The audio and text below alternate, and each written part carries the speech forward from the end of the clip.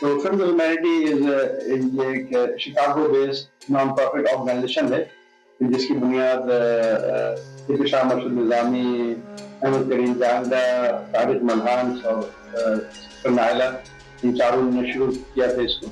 बुनियादी तौर से ये हमारा फोकस ये था कि जो महसूरीन वहाँ हैं कैंप्स के अंदर उनकी बड़ी उनकी हालत बड़ी जरूरत, उनकी जो लिविंग कंडीशन खास करके थी वो 8x10 का उनका जैसे वो होता था और उसमें 5-6 लोग अभी भी रह रहे हैं। 8x10 के कैंप होता था, कैंप्स होते थे। हाँ, इनकी जो उनकी रहाइश है तो उसका साइज आप यूँ समझे कि 8x10 2,35,000 महसूरीन अभी भी कैंप्स में हैं। तो तकरीबन अभी भी 66 कैंप्स हैं अक्रॉस दिस बांग्लादेश। तो ये मोस्टली ये ढाका में है, दिनाजपुर में भी है, रंगपुर, सैदपुर।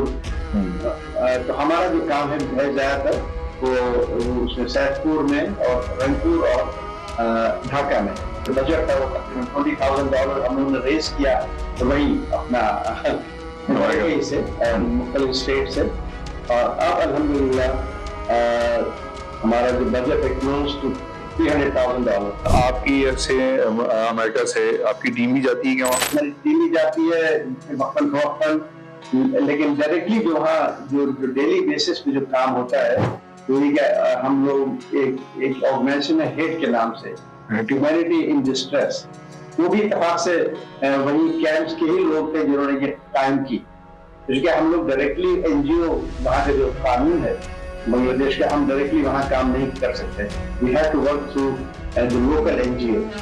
तो हेड के थ्रू हम काम करते हैं, वो हमसे कुछ परसेंटेज बेस पे, तो जो उनका भी काम होता है जाहिर उनकी भी एम्प्लॉयज हैं, तो वो हमारे प्रोजेक्ट्स को हैंडल करते हैं। मसलन तमाम तकरीबन आजकल हमारे पास कोई 65-70 के करीब स्कूल का स्टाफ है। स्कूल का स्टाफ चूंकि तकरीबन 1400 बच्चे हो गए हैं। अच्छा, ये स्कूल एक ही जगह कायम है, ये इसकी ब्रांचेज है? ये मुख्तलिफ है। जैसे हमारे पास सैदपुर में 6 स्कूल है, रंगपुर में 1 स्कूल है, कोचिंग सेंटर है सैदपुर में, कंप्यूटर ट्रेनिंग सेंटर है सैदपुर में। ये स्कैटर्ड है।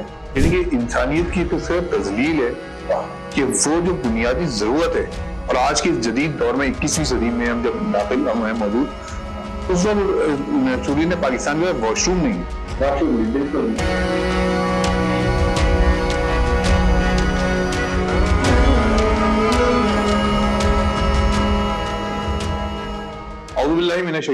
बिस्मिल्लाहिर्रहमानिर्रहीम। मैं हूं मुस्तफा हबीब सिद्दीकी। हम ये जब दिसंबर आता है, दिसंबर का महीना आता है, तो महसूरीन पाकिस्तान का जिक्र लेके निकल पड़ते हैं। एक रश लग जाता है, सोशल मीडिया हो या इलेक्ट्रॉनिक मीडिया हो या अखबार हो, कहीं ना कहीं बहरहाल एक गुफ्तगू हो रही होती है और लोग बात कर रहे होते हैं। लेकिन क्या महसूरीन पाकिस्तान का मसला सिर्फ यही है कि हम उस पर बात कर लें, हम उस पर बैठ के रो लें, या हम कोई आर्टिकल लिख लें, या हम कोई इंटरव्यू कर लें, यही मसला है हल होने का है उनका तरीक़ाकार? या हम उन लोगों से बात करें जो महसूरीन पाकिस्तान के लिए बाकायदा फील्ड में जाके कुछ कर रहे हैं, जो उनके कैंप्स में पहुंचते हैं, जो उनके अस्पतालों में पहुंचते हैं, जो उनके लिए पानी की जरूरत पूरी करते हैं, जो उनके लिए तालीम की जरूरत पूरी करते हैं, जो उनके लिए रोजगार की जरूरत पूरी करते हैं। यही वजह है कि आज मैंने अपने स्टूडियो में दावत दी है मोहतरम नैयर साहब को। नैयर साहब, अस्सलाम वालेकुम। वालेकुम सलाम। आपका ताल्लुक फ्रेंड्स ऑफ ह्यूमैनिटी से, आप जनरल सेक्रेटरी हैं, और फ्रेंड्स ह्यूमैनिटी महसूरीन पाकिस्तान के लिए बांग्लादेश में बहुत कुछ कर रही है, बहुत सारे काम कर रही है। साहब, मैं बड़ा खुरता हूँ बात करते हुए इस बात में कि जब हम बात करते हैं महसूरीन पाकिस्तान की, तो एक अजीब तस्वुर आता है कि बहुत बुरा हाल है और गंदगी है और सब कुछ है। तो आप तो वहां जाते रहते हैं और आप वहाँ काम करते हैं, हम आपकी तंजीम है फ्रेंड्स ह्यूमैनिटी करती है, वो करती क्या क्या, किन किन शुबजात को वहाँ जो हम कह सकते हैं कि ये सेक्टर्स हैं जिनको आप टच कर रहे हैं वहाँ पे? सबसे पहले तो मैं शुक्रिया अदा कर रहा हूँ मुस्तफा, आपका बहुत बहुत शुक्रिया कि आपने अपॉर्चुनिटी दी मैं इस मौजूद पर, और ये इट्स अ ग्रेट प्लेटफॉर्म कि मैं अपनी बात को आगे पहुंचा सकूं। जहां तक फ्रेंड्स ऑफ ह्यूमैनिटी का ताल्लुक है, तो फ्रेंड्स ऑफ ह्यूमैनिटी ये एक Chicago based non profit organisation है जिसकी बुनियाद शाह मकसूद निज़ामी, अहमद करीम जानदा, तारिक मल्हान और सिस्टर नायला, इन चारों ने शुरू किया था इसको आज से। और بنیادی طور سے یہ ہمارا فوکس یہ تھا کہ جو محصورین وہاں ہیں کیمپس کے اندر ان کی بڑی ان کی حالت بڑی دگرگور، ان کی جو لیونگ کنڈیشن خاص کر کے تھی وہ 8x10 کا ان کا جیسے وہ ہوتا تھا، اور اس میں 5-6 لوگ ابھی بھی رہ رہے ہیں. 8x10 کے کیمپ ہوتا تھا، کیمپس ہوتے تھے. ہاں، ان کی جو ان کی رہائش ہے وہ اس کا سائز آپ یوں سمجھے کہ 8x10، مطلب اس کمرے کا آدھا، اس کمرے کا آدھا، بالکل. ہاں، صحیح ہے نا. اور اس میں 4-4 5-5 لوگ، 6-6 لوگ وہ ڈبل ٹربل کر کے رہتے تھے، ابھی بھی رہ رہے ہیں. اور ایک اور مطلب فیملیز رہ رہی ہیں وہاں پہ. اچھا، فیملیز رہ رہی ہیں چونکہ ایک ایک کیمپ وہاں. یہ دیکھیے تقریباً شروع میں تو 120 کیمپ سے شروع ہوا تھا 1972 سے. اب وہ کیمپس کم ہو کر کے، کیونکہ اب تقریباً 2,35,000 محصورین ابھی بھی کیمپس میں ہیں. کوئی تقریباً ابھی بھی 66 کیمپس ہیں اکراس دس بنگلہ دیش. تو یہ موسٹلی یہ ڈھاکہ میں ہے، دیناج پور میں بھی ہے، رنگپور، سید پور. تو ہمارا جو کام ہے زیادہ تر وہ اس میں سید پور میں اور رنگپور اور ڈھاکہ میں ہے. اور صرف یہ کام شروع ہوا ایکچولی پریکٹیکلی اگر آپ دیکھا جائے تو ہم لوگوں نے کیا تھا 2016 سے، اور وہاں پہلا اسکول قائم کیا.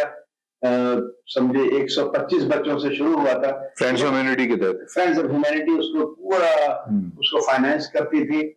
کیونکہ ہمارا فوکس یہی تھا کہ بچے جو ہے نا وہ چونکہ 2-3 جنریشن اسی انتظار میں گزر گئے وہاں لوگ، اب پاکستان جا رہے ہیں. انہیں امید دلائی گئی تھی کہ وہ پروسیس میں ہیں، اور ان کی وہاں چونکہ اپنی کوئی شہریت نہیں تھی اور نہیں ہے، ابھی بھی نہیں ہے. ابھی آئی ڈی کارڈ ان کو دے دیے گئے ہیں، لیکن وہ آئی ڈی کارڈ وہ تو نہیں ہے، بنگلہ دیش کی تو نہیں ہے، وہ شاید ایک خاص آئی ڈی کارڈ ان کو دیے گئے، تو ان کو خاص قسم کا آئی ڈی کارڈ ہے. تو اب یہ کہ تھوڑی سی کافی ریلیف تو ہوا ہے. یعنی پچھلے 5-6 سال میں ان کو ریلیف ملا ہے کہ اگر بچے وہاں پڑھ کے نکل گئے تو وہ باہر جا کے کام بھی کر سکتے ہیں. لیکن پڑھے لوگ نہیں ہیں، کیونکہ یہ 3 جنریشن بالکل تعلیم سے بے بہرا.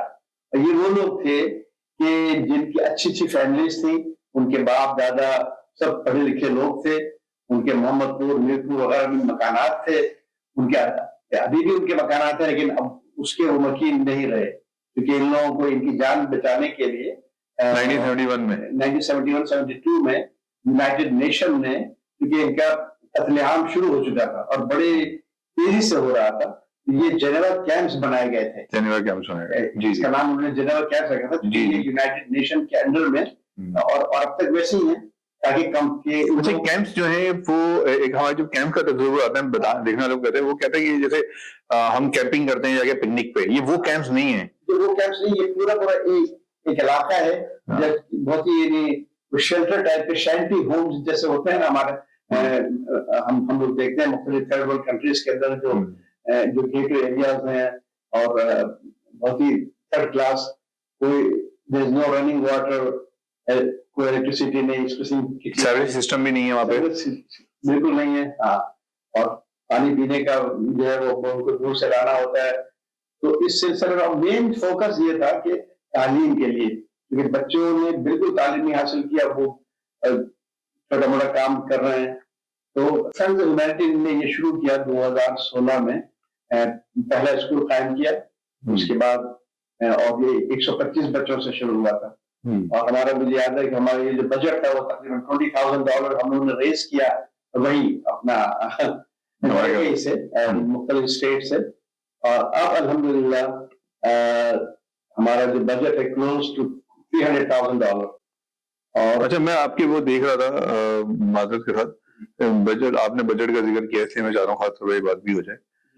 آپ صرف امریکہ میں ہی یہ مطلب اپنی جمع کرتے ہیں یا فنڈ ریزنگ پرائمرلی جو ہے امریکہ ہی میں ہوتی ہے، کیونکہ اور کنٹریز اب جیسے ہم پاکستان سے کرنا چاہیں تو پھر وہ پاکستان سے ایک جو اس کا ریٹ فلکچویشن اتنا ہے ہمارے لیے اتنا وہ نہیں ہوتا.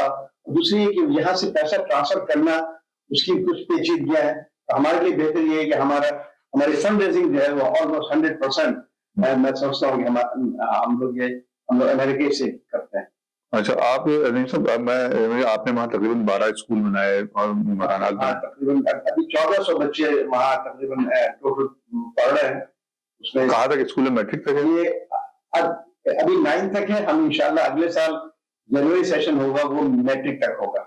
جو وہاں ایچ ایس سی کہلاتا ہے وہ یہ پہلی یعنی کنڈر گارڈن یعنی فرسٹ گریڈ سے لے کر کے 10th گریڈ تک انشاءاللہ. اور پھر اس کے علاوہ ایک کمپیوٹر ٹریننگ سینٹر ہے, ایک کوچنگ سینٹر ہے. کیونکہ بعض بچے اتنے بڑے ہیں 18 سال 20 سال 22 سال, اب ان کو ایک 8 سال 10 سال کے بچوں کے ساتھ آ کے پڑھا نہیں سکتے. تو وہ ہم نے اس گیپ کو کور کرنے کے لیے یہ کیا ہوا ہے کہ ہم نے ایک کوچنگ سینٹر کھولا ہوا ہے. وہاں تقریباً سمجھو 150-200 بچے وہاں پڑھتے ہیں. وہ ذرا زیادہ عمر کے لوگ ہیں. بعض جگہ یہ کمپیوٹر ٹریننگ سینٹر ہم نے شروع کیا ہے. بلکہ ابھی اس سال سے تو ہم لوگوں نے اس میں خان اکیڈمی یوز کر رہے ہیں تاکہ یہ بڑا مشہور فری ٹیوٹوریل ہے جو کہ میں سمجھتا ہوں ہم سب کو یہاں بھی یوز کرنا چاہیے. اور وہ ہم لوگ یہ ٹیچرز کے لیے بھی ہوتا ہے اور اسٹوڈنٹس کے لیے بھی ہے. تمہارے جو ٹیچرز ہیں آپ مطلب انہی ٹیچرز کو ٹرین کرتے ہیں پہلے وہی مقامی لوگوں کو؟ مقامی لوگوں کو. اور آپ کی ایسے امریکہ سے آپ کی ٹیم بھی جاتی ہے کیا وہاں؟ ہماری ٹیم بھی جاتی ہے وقتاً فوقتاً, لیکن ڈائریکٹلی جو وہاں جو ڈیلی بیسس پہ جو کام ہوتا ہے وہ یہ کہ ہم لوگ ایک آرگنائزیشن ہے ہیڈ کے نام سے, ہیومینٹی ان ڈسٹریس. وہ بھی اتفاق سے وہی کیمپس کے ہی لوگ تھے جنہوں نے یہ قائم کی. اس کے ہم لوگ ڈائریکٹلی این جی او وہاں کا جو قانون ہے بنگلہ دیش کا, ہم ڈائریکٹلی وہاں کام نہیں کر سکتے. We have to work through the local N G Os. تو ہیڈ کے تھرو ہم کام کرتے ہیں. وہ ہم سے کچھ پرسنٹیج بیس پہ, کیونکہ ان کا بھی کام ہوتا ہے ظاہر, ان کی بھی امپلائیز ہیں, وہ ہمارے پروجیکٹس کو ہینڈل کرتے ہیں. مثلاً تمام تقریباً آج کل ہمارے پاس کوئی 65-70 کے قریب اسکول کا اسٹاف ہے. اسکول کا اسٹاف چونکہ تقریباً 1400 بچے ہو گئے ہیں. اچھا یہ اسکول ایک ہی جگہ قائم ہے یا اس کی برانچز ہیں؟ یہ مختلف ہے. جیسے ہمارے پاس سیدپور میں 6 اسکول ہے, رنگپور میں 1 اسکول ہے, کوچنگ سینٹر ہے سیدپور میں, کمپیوٹر ٹریننگ سینٹر ہے سیدپور میں. یہ اسکیٹرڈ ہے. اچھا اگر میں آپ سے پوچھنا چاہوں کہ اس میں کتنے بچے ہیں کتنی بچیاں ہیں تو کچھ ہے فگر آپ کے پاس اس وقت اگر آپ کو یاد ہو یا اندازاً کچھ آپ بتا سکیں؟ اسکول میں جی اسکول میں میں بتایا کہ تقریباً جیسے کہ ایگزیکٹلی فگر میرے پاس ہے وہ 1385 جو کہ رجسٹرڈ وہاں پڑھ رہے ہیں.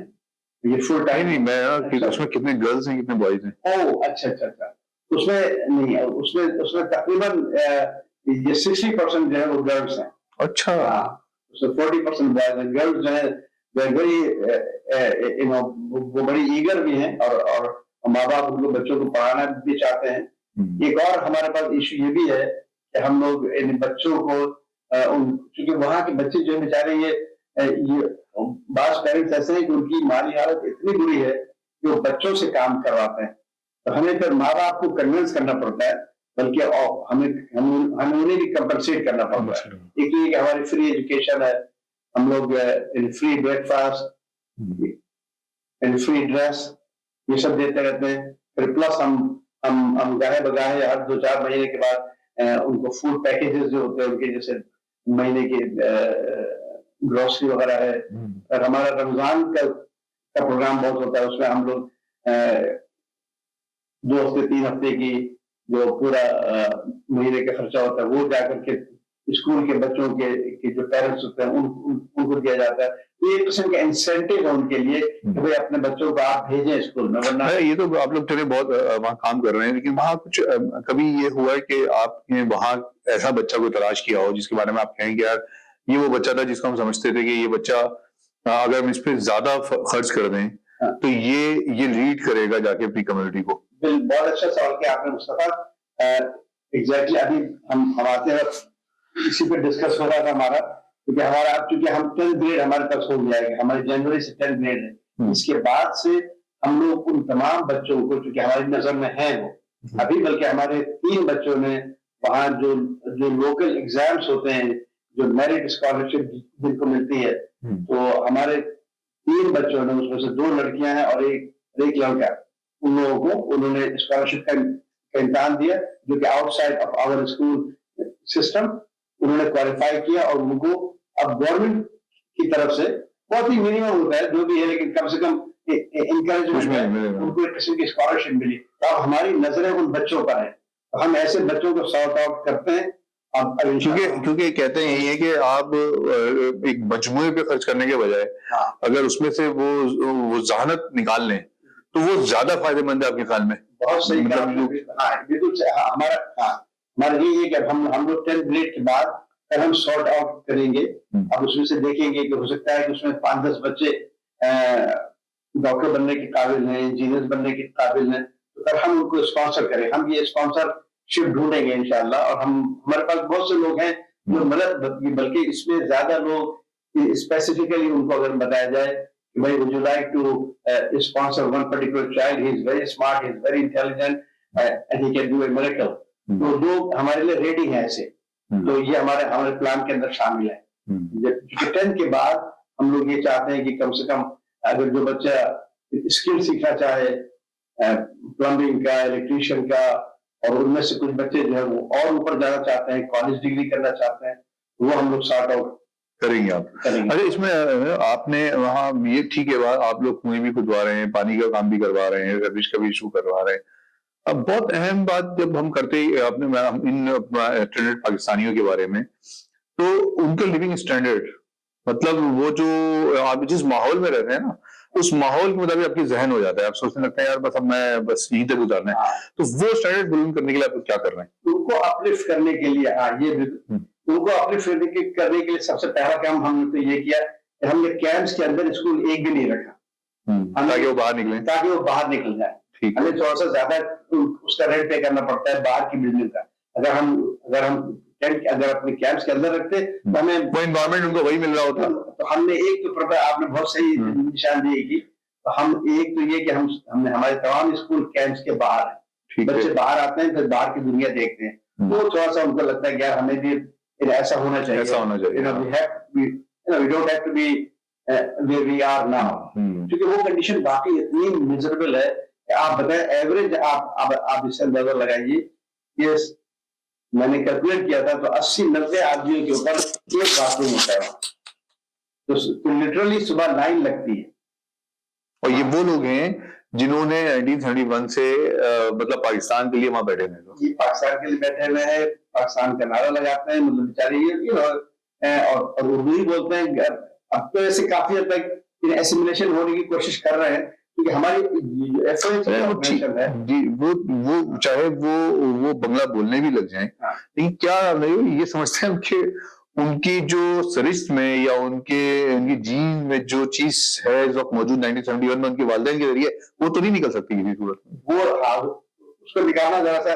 लेकिन हमारा फोकस बेसिकली ये है कि इनको क्योंकि हमारा फोकस ये है कि इनको एजुकेशन, हम इनको एजुकेट कर सके जितने ज्यादा से ज्यादा बच्चे, ताकि अगर वो उसी सोसाइटी में अपने आप को मजलूम करना चाहें, उसी सोसाइटी में सिमुलेट हो जाए, तो देयर इज नथिंग रॉन्ग। ये एक सोसाइटी है, अगर क्योंकि सोसाइटी जो है पढ़े लिखे लोगों को एसिमुलेट करने में काफी आसानी होती है।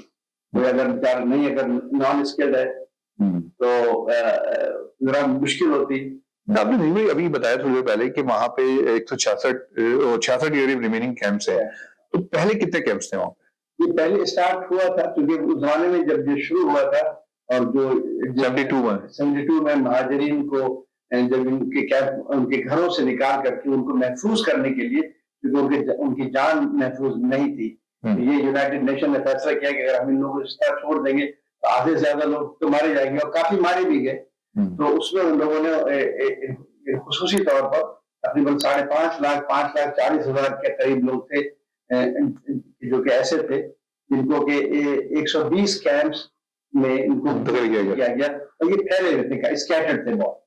तो अब उसमें हुआ ये कि पहले 2-3 साल में 74 तक जो है वो कोई 1,75,000 के करीब उसमें रिपैट्रिएशन हो गई, लोग यहाँ पाकिस्तान आ गए। हाँ, पाकिस्तान आ गए। उसके बाद वो मामला रुक गया रिपैट्रिएशन का, तो उसके बाद फिर वो तकरीबन 2.5 लाख 3 लाख रह गए। अब उसमें से लोग मरा भी गए बेचारे, तो अब ये तकरीबन कोई 2.5 लाख के करीब लोग अभी हैं उसके अंदर। अच्छा, ठीक है। और इसमें یہ کیمپ جو ہیں مطلب ان کو اس بات کی اجازت ہوتی ہے جس کو ہم کیمپ کہہ رہے ہیں کہ وہ اپنا گھر بنا لیں صحیح طرح اس کو، یا اس کو ڈبل منزلہ کر لیں کچھ کر لیں، یا ان کو بس یہ ہے کہ یہ آپ کے ایک تو یہ کہ ان میں سے 95% لوگوں کی، بلکہ زیادہ ہی میں کہوں گا کہ مالی حالت ایسی ہے نہیں کہ وہ کچھ خود کر سکیں، کیونکہ وہ بیسیکلی وہ تو ڈیلی ویجز والے لوگ ہیں، کوئی ریڑھی چلا رہا ہے، کوئی پتھر توڑ رہا ہے، کوئی کچھ کر رہا ہے اس قسم کا کام.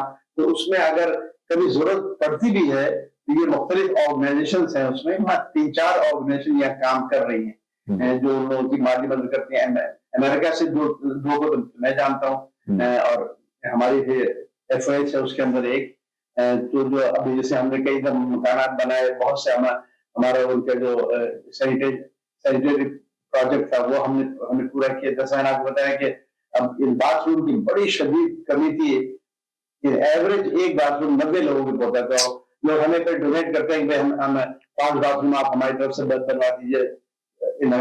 تو ہم اس طرح آپ یہ دیکھیں نا کیا کس طرح یعنی کہ انسانیت کی کس طرح تذلیل ہے کہ وہ جو بنیادی ضرورت ہے، اور آج کے جدید دور میں 21ویں صدی میں ہم جب داخل ہیں موجود، اس وقت سوری نے پاکستان میں واش روم نہیں ہے. واش روم نہیں، بالکل. تو یہ ایک بڑی تکلیف دہ بات ہے، لیکن الحمدللہ لوگ آگے آ رہے ہیں، لوگ کام کر رہے ہیں، لوگ آ رہے ہیں، لوگ تو آ رہے ہیں. ہم ایسے پاکستانی اگر میں بات کروں کہ میں چاہتا ہوں کہ یار میں اپنے بھائیوں کی مدد کروں، کچھ کروں، تو کیسے کروں گا؟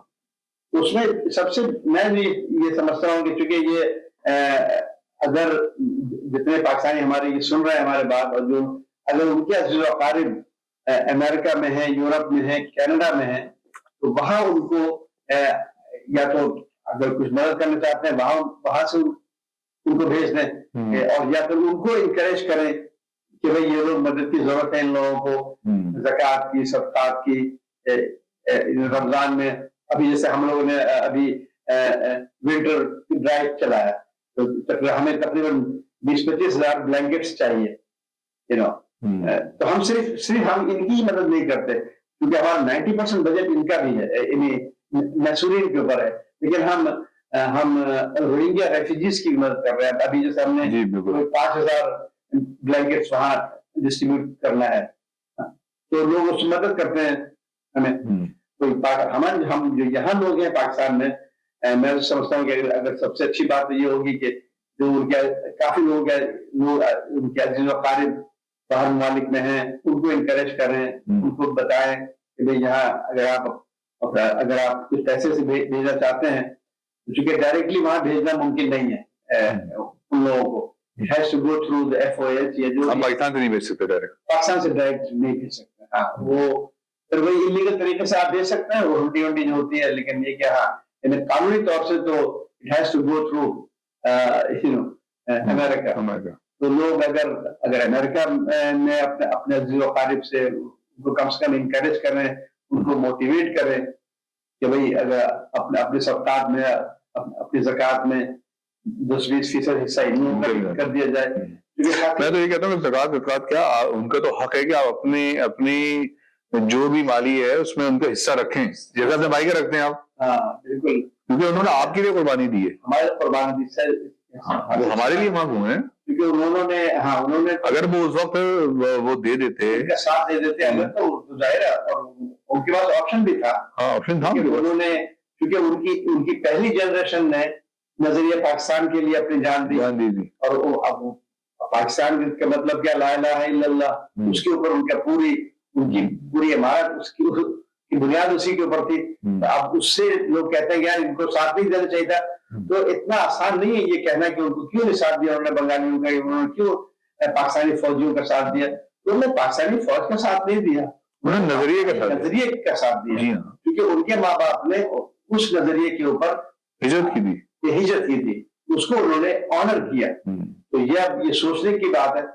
تو یہ سوچنے کی بات ہے، بہت شکریہ. یہ سوچنے کی بات جہاں عوام کے لیے، وہاں یہ سوچنے کی بات ہماری حکومتوں کے لیے بھی ہے. یہ ہماری جو پاکستان گورنمنٹ ہے، اس کو سوچنے کی ضرورت ہے کہ جنہوں نے آپ کے لیے، اس ملک کے لیے قربانی دی تھی، وہ آج وہاں پر واش روم کے لیے 90 کی لائن لگانے پہ مجبور ہیں.